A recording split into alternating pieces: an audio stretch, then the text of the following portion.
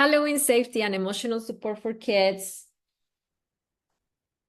It's part of this tool that you have in members area. Download it. It's exclusive for you. Nobody else can have it. It's just for the members of the community. So you can print it and have it with you as well. So this is going to be focused for children, small children, 5 and under. However, I want to say my twins at 8, and I apply these things with my autistic son, who is very sensitive, very, very sensitive. Okay. Otro, por favor. Okay. According to studies, 65% of parents don't discuss Halloween safety or don't provide emotional support for their children during Halloween festivities or even public events. So the fact that you are here and that you are going to be equipped with tools and things to do, like you are already ahead of 65% of parents in the whole world who would not know what to do with their kids in a public event. So yeah. Okay, so let's move on. Otro, por favor. Okay, so before we move into the emotional support aspect, I just want to give you a few safety tips regarding customs and street safety. And then we go, I'm going to do this real quick, and then we go into the emotional piece. Okay, so number one, preferably have them wear a light color costume so they're easier to spot at night by drivers. I already failed at this one because Santa's gonna be a skeleton. So he's gonna have a white and black costume, but the white piece is glows. So he's gonna be glowing. So I think we're gonna be good there. Put a name tag with your name, with your phone number under customs. This is something that my mom learned the hard way with me. We went trick-or-treating and my mom lost me for 30 minutes. And I was 5. I was a bumblebee. And then, I don't know, I don't remember that much. I just remember being dragged by a stranger lady. And I think this stranger lady, according to my mom, was a lady who found me and she was trying to find my mom. So she was a safe lady. But I just remember feeling so terrified, not knowing where my mom was, being dragged, not dragged, but like being at the mercy of this stranger. And then from that moment on, that's something that my mom always did. For somehow the lady found my mom, but from that moment on, my mom always put name tags on our customs, and I do that with my kids. So just experience something that happened to my mom that, yeah. Okay, so let's go to the next one. Street safety, walk on sidewalks. I know you might know this one. Walk facing traffic and wear glow sticks or something that lets the traffic know, hey, we're here. My son, he's going to be glowing, and I bought glow sticks as well. And I don't have flashlights, but yeah, that's what we're going to do.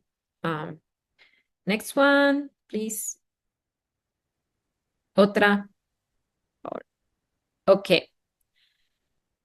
Make sure their costumes fit well to prevent slips and falls. Make sure their props such as wands, swords, etc. are short, flexible to avoid hurting others or children or themselves.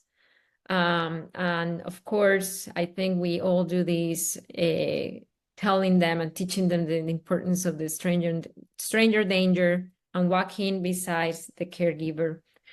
There is something that my mom did with us, and I do with my twins as well, is that she used to tell me, maybe from that incident, she was extra cautious, and she started telling me, hey, if you do get lost and you cannot find me, always go to a Leo shop, somewhere that you see a worker, somebody who's working in a shop, somebody who is, even if you see the police, that's even better, but someone who is working in a store, in a shop, and then let them know that you need to find me.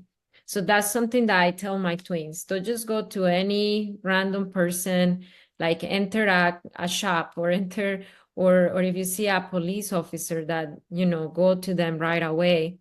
And yeah. Okay. Otro, por favor. The candy is, make sure that they are sealed. Only trick or treat on known locations. In my case, we do the trick or treating in our trunk or treat from our church. Check candy wrappers, expiration dates, allergenic ingredients. Nowadays, there are different kinds of pumpkin baskets, and that lets people know if you have an autistic child, for example, how to interact with that child. If you have a child with allergies, how to interact with your child. If you are giving out candy, if you see a teal pumpkin, that's a special needs child. So my encouragement for you, from being a special needs mom, ask the parents, how do you want me to interact with your child? Ask the parents first, because some autistic children could go right to a meltdown if a stranger talks to them or even says hi. So that's my encouragement for you if you are giving out the candy. And that's it. And then another thing that I found really sweet from neighbors here around is that some of them have two different kind of baskets, because there are some kids that have diabetes or very allergic to things. So they have a basket with just like Leo toys, like piñata toys, and then they have the basket with candy. So if the child is not able to get the candy, at least they can get a little toy.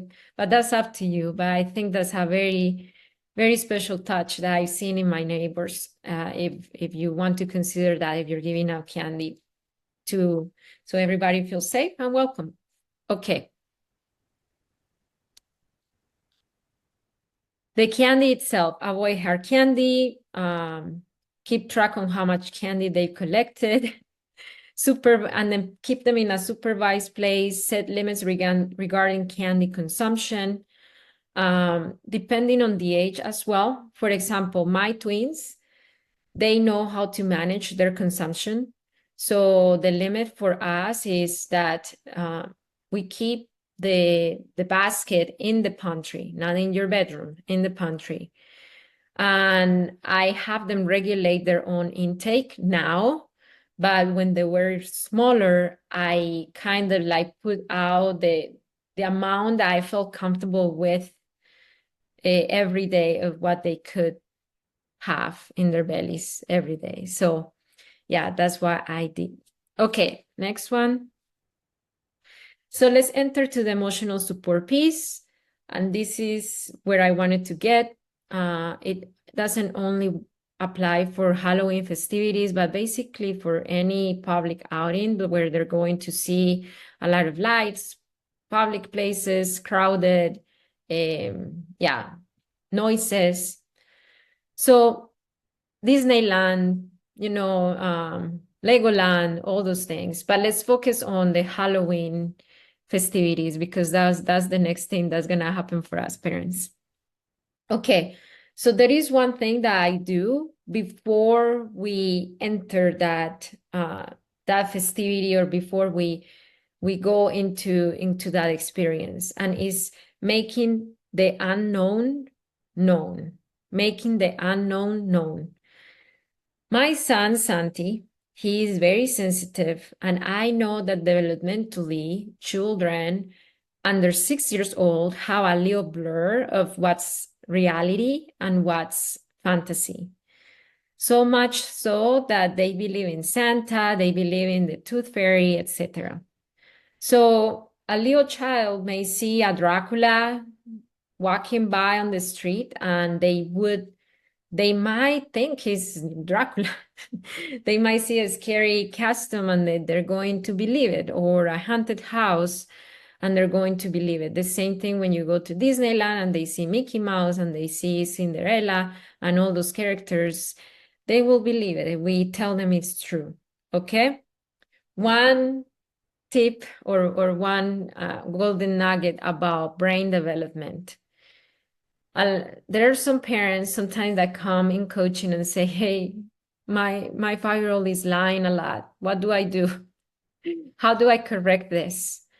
So at that age, children 6 and under, if they tell lies, they're believing all their lies. So if you say, hey, son, what happened to your toothpaste? Hey, the zombies came in and then they took the toothpaste to the moon. They believe all their lies. They do. They do believe all their lies. So if you have children who tell lies and they're small, my encouragement for you is to not look for discipline on this case or for like, I need to correct this behavior. Just help them see what's reality and what's not reality. So when you say, hey, when you say that zombies came in, is it something that you thought about? And then kind of like guide them through, help them see it's not true. So one thing that I don't do this with my twins anymore. They're almost 9. They want to be the scary monster now. But when they were smaller, we used to drive around the neighborhood during the day to show them the deflated skeleton, the deflated witch, the lights of the haunted house turned on.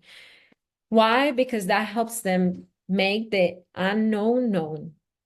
So when we went in Halloween night and they saw the ghost up and the witch up and the lights on, they already had an association of, I know what this is.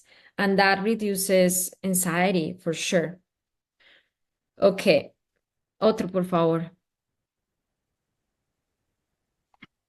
Talk to your child about what to expect for Halloween, for Disneyland, for any public outing. So we do things like this. If it is a very brand new place that the twins they've never been on, in the summer we went to Mexico for the first time. So what did we do? We went to YouTube and then we searched the place where we're going to be in and we showed the twins different videos. So they kind of have a mental picture of what to expect, what they're going to see, what they're not going to see. That reduces a lot of anxiety and it kind of is part of making the unknown known. Okay, otro, por favor. And I want to put a pause on that too as well, because it goes with environments that are going to be permanent. So for example, if your child is going to enter a new preschool, when the twins were about to enter a new preschool, I did a walkthrough with them before day 1. So they got to meet the teacher and they got to see their classroom. They even got to see their classmates because we did the little walkthrough during session. And when they went to day 1, it was a lot easier for Santi, my autistic one, a lot easier. Okay, so emotional support, have a contingency plan. So a lot of us parents, we get very overwhelmed with things, crises and meltdowns happening in public because we don't have a plan B. So this is what I do. I plan for the worst, but I expect the best. When I'm going to restaurants, when I'm going to Disneyland, when I'm going to the Halloween trunk or treat, knowing that I'm an autism mom, I will plan for the worst, but I will expect the best. And I'm going to tell you a little story of a time when I didn't even plan for the worst. I didn't plan anything, and things took a very bad turn. So it was the twins' second Halloween. At the time, I still had my foster son. I don't know if you I've told you this before, but I raised three kids, the twins, and then my foster son. Now he's an adult. But it was trick or treating, and he was an older child. He wanted to walk the entire neighborhood for a long time, and the twins were just two. Okay. So three, no, four blocks. We walked 4 blocks. And at the fourth block, the twins started getting very tired. Very, very tired. I had their Leo wagon. I put them in their Leo wagon. But it wasn't just tired of physically tired. Santi, the autistic one, he had a sensory meltdown right there. I knew that he could not handle trick or treating anymore. And we needed to walk home. We needed to go back home. And I felt so sad, so sad because my oldest one, he was just getting started. He was dressed up as a cowboy and he was excited. And I could tell in his face he was so disappointed that we needed to go back home. But I couldn't continue, and I don't feel comfortable leaving him just alone going trick or treating, even if he was older. So that was a very sad experience. We went back home, and then my mother-in-law said, "Hey, don't worry, I will go with him." And she kind of went back with my oldest one to keep trick-or-treating. But what I'm trying to say is plan. So the next year I plan. Okay, Santi can only handle 2 blocks because he can only handle 2 blocks. Then I took my mother-in-law with me, and then when Santi got tired, she went back with him. So how can you prepare in advance? Maybe taking strollers, maybe, I don't know. I need ideas. What can you do to prepare for the worst for public outings? If you have ideas, let's share it together so I can learn too.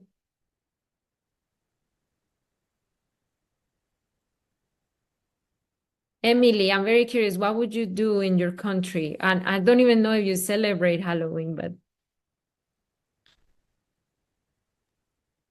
No, we don't really we don't really celebrate it so much. It's starting to kick off a bit more, but it's a recent thing. But my son's only 3, so I've not taken him Halloween trick or treating yet.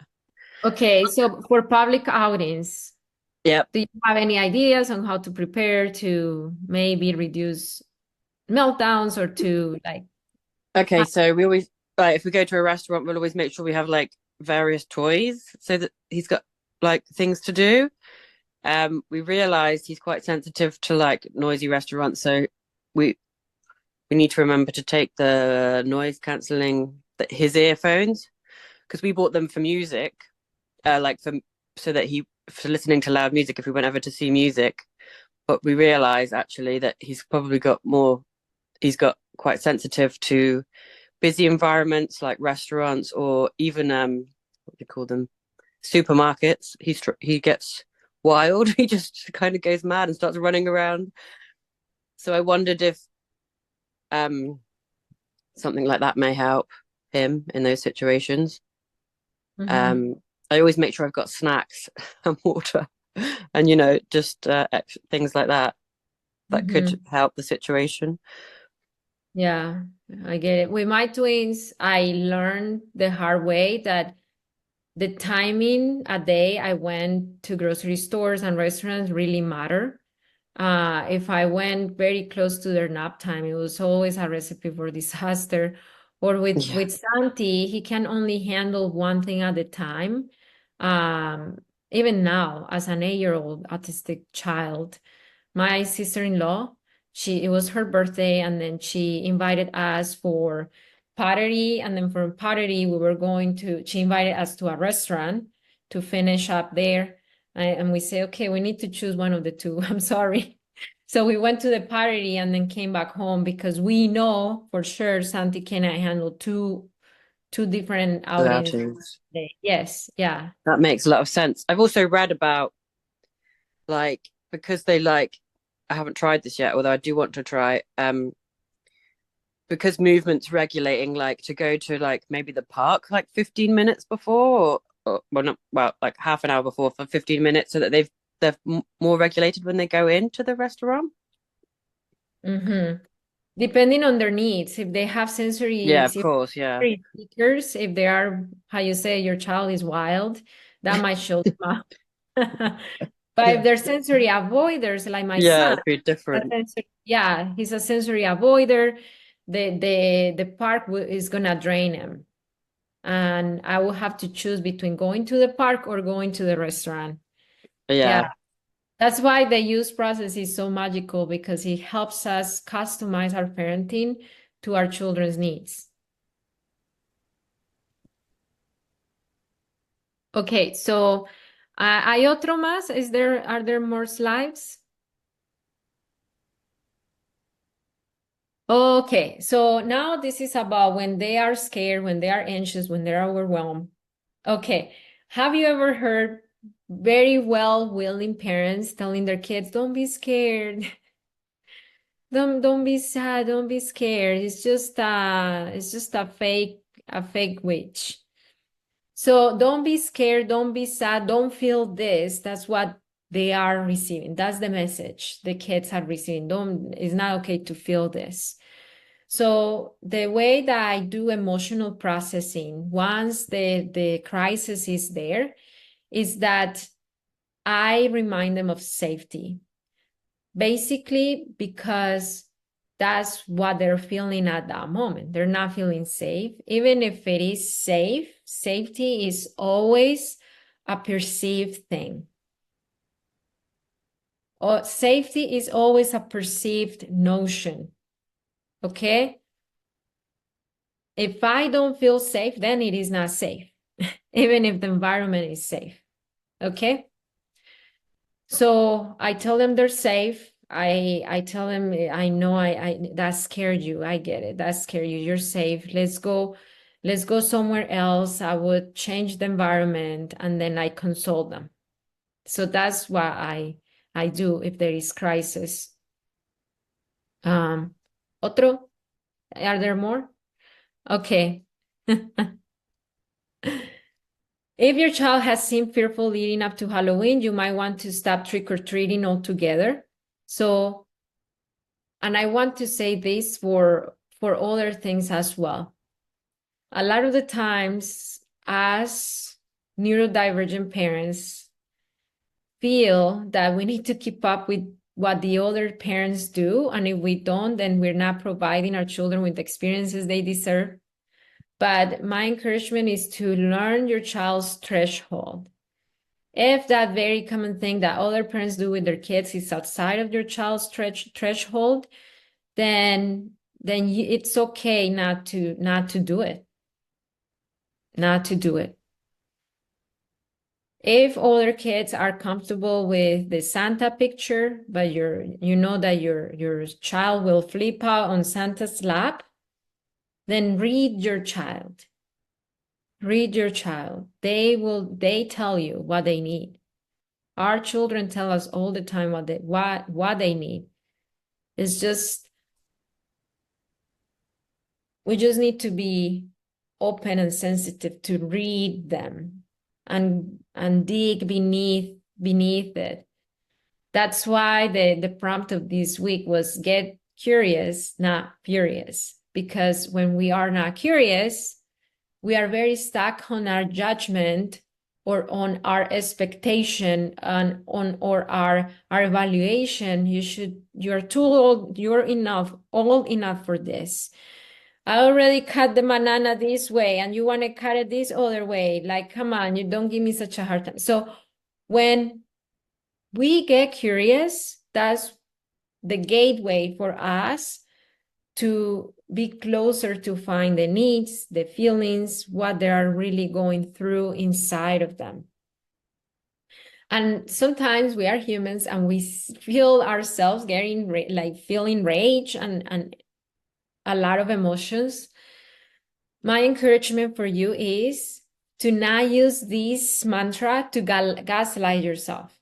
So such as like Marcela said, to get curious, not furious. Marcela, don't get furious. Okay, Marcela, you're feeling angry. What are you needing at that moment? Listen to your own feelings as well, because you communicate needs the same way. So listen to your own feelings, see what they're trying to say, and then from there, make your decisions. I think we're done with the slides, right? Terminamos? Yeah, thanks. Okay, so let's go back to the main room. So Hazel, Andrea, Emily, Rhonda, Kara, Alia, Chelsea. If you could please turn on your cameras for a little bit. Let's chat. Let's stretch. Let's take a deep breath.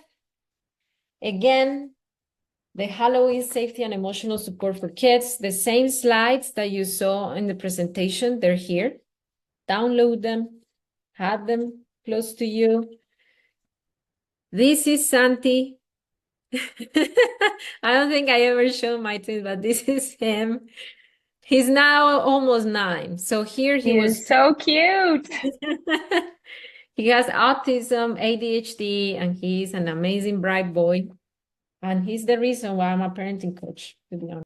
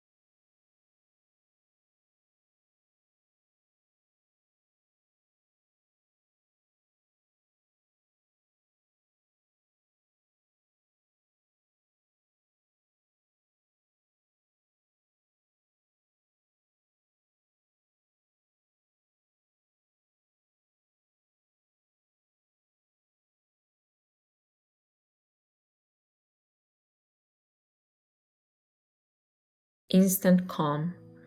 5-minute stress relief for busy moms. Welcome to your guided calming meditation with Marcela. This moment is just for you to step back, breathe, and reconnect with yourself amidst the whirlwind of your day. Find a comfortable position and gently close your eyes. Take a deep breath.